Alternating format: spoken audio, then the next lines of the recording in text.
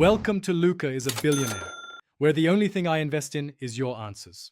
You start by readying the hardware and permissions so capturing works immediately.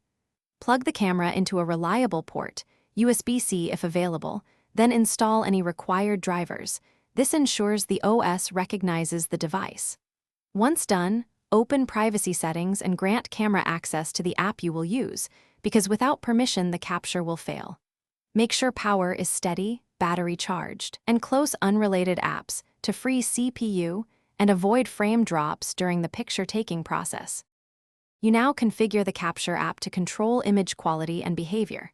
Choose the camera source inside the program, then set resolution and image format based on your goal, JPEG for quick use, RAW for heavy editing, because format affects file size and post-work.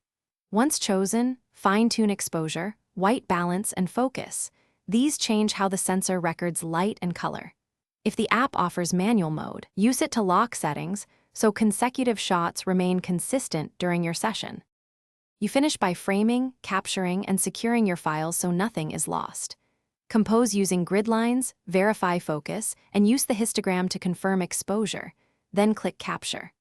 After shooting, save images into a clear folder structure and immediately back up to cloud or an external drive because redundant copies prevent loss.